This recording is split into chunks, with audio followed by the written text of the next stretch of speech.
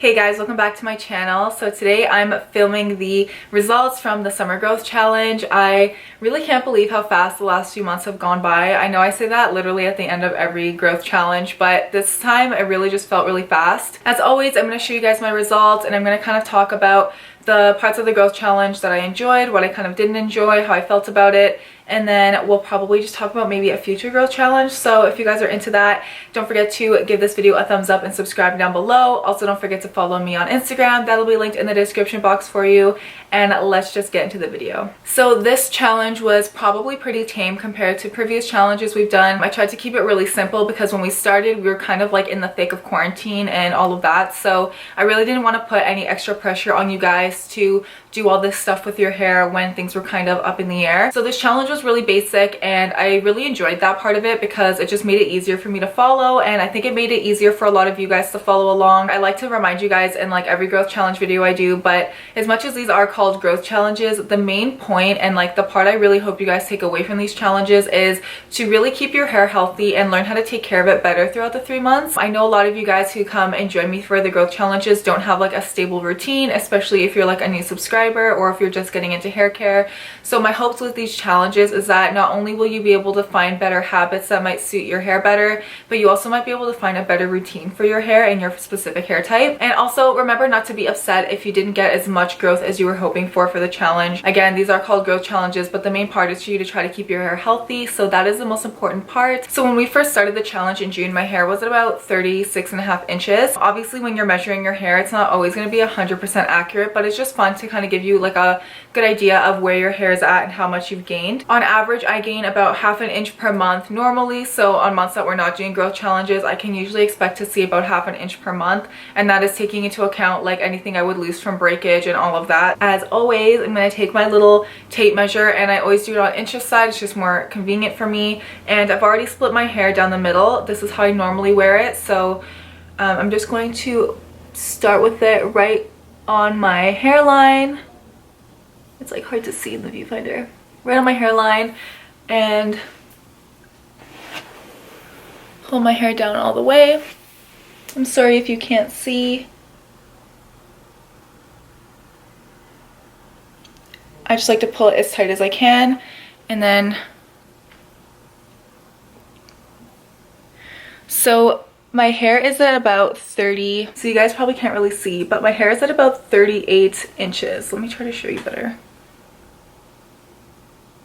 So my hair is at about 38 inches, maybe a little bit over, and that's really good for me, honestly. It's still about ½ an inch per month, but that tells me that I really didn't lose much to breakage at all this summer, which is great because I have been going swimming a lot at my dad's and stuff. So obviously whatever I've been doing with it has been working well for me. I'm also really happy with it because this is kind of the length that I was going for. Like, this is my goal length. I'm not trying to grow my hair any longer after this. Those of you who have watched my updated hair growth journey video already know that. I'm very happy with the quality of my hair though at the end of this summer. Usually my hair is super dry because, again, I do like to go swimming a lot in the summer, and I'm usually spending a lot more time out in the sun, especially walking around downtown Toronto and stuff. But this year I've been at home more, and I've only been really at my dad's and at home. I definitely think it made a big difference in my hair. So now I just want to talk to you guys about some of the parts of the challenge that I enjoyed, what I didn't enjoy, or what I didn't really do throughout the challenge. So the inversion method was like the first thing we included in the challenge this year, and I actually managed to stick with it pretty good through each month. A lot of the time I'll start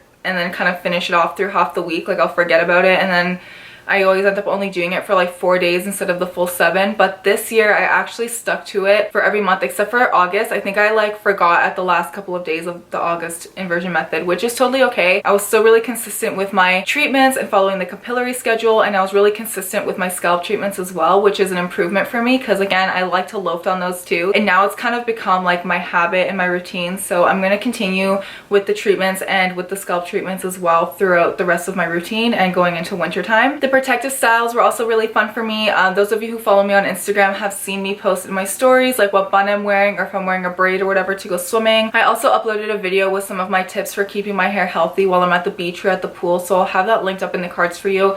But following those tips has really helped me this summer as well, and I think it actually just saved me so much breakage and like dryness to my hair. I also included rice water into this challenge as like an extra if you wanted to do it.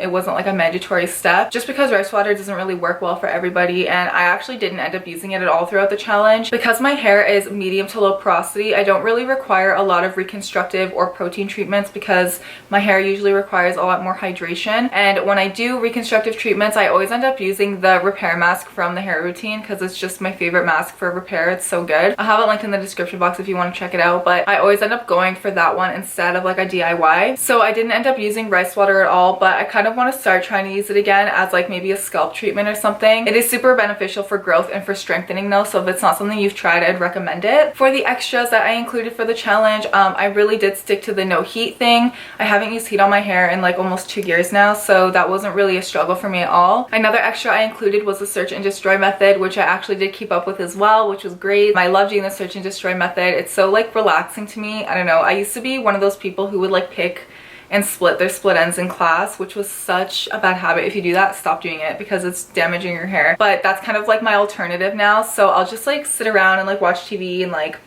I don't know, clip out my split ends, and it makes my hair a lot shinier, a lot smoother, and it helps to prevent a lot of breakage as well. I get a lot of questions about where I get my hair cutting scissors, and I just go to Sally's Beauty Supply and grab some hair cutting scissors there.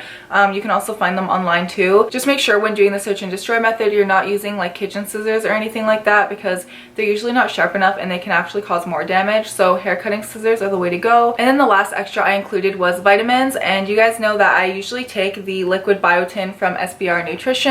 This is usually the one I take, and I took it for all of June and July, and then starting August I actually just about finished off the bottle, and I didn't order more mainly because Canada Post and everything has been extremely slow due to everything that's been going on with lockdown and stuff, which is totally understandable. But I just like didn't plan accordingly. Like I didn't think about when I was almost done this, like okay, I should probably order it soon, so by the time I'm done this bottle, my new bottle will be here. I just like waited until I was done this, and then I was like, honestly, what's the point if this bottle is not even gonna arrive until like halfway through August? So I just didn't take these for like the last month and a bit, which I think could have had an impact on my hair growth, but at the same time it's really not the end of the world. I also took zinc and vitamin C throughout the entire growth challenge, not really for my hair but just for my health and immunity because my mom makes me take them.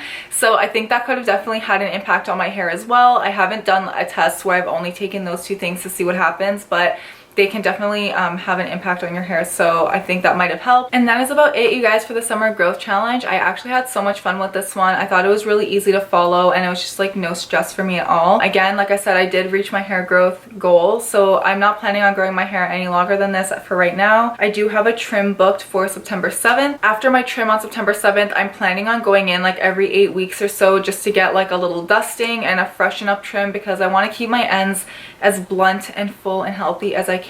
Since I'm not trying to grow it anymore, I want to keep it at this length and keep it nice and thick and healthy looking. So that's my plan going forward. I will be doing a winter growth challenge even though I'm not planning on growing it any longer. You guys love the growth challenges. I think they're great for hair health in general, not just growth. So I will be participating and hosting another growth challenge come this winter, so stay tuned for that. If you guys have any ideas for the winter growth challenge that you want to see, please leave your suggestions in the comment sections of my videos. I'm also considering doing like a 1-month protective style challenge or something in November, so if you guys are down for that too, let me know and I'll include that. So that's it for today's video, you guys. Let me know in the comments what you would like to see next, and I will see you in the next video. Bye.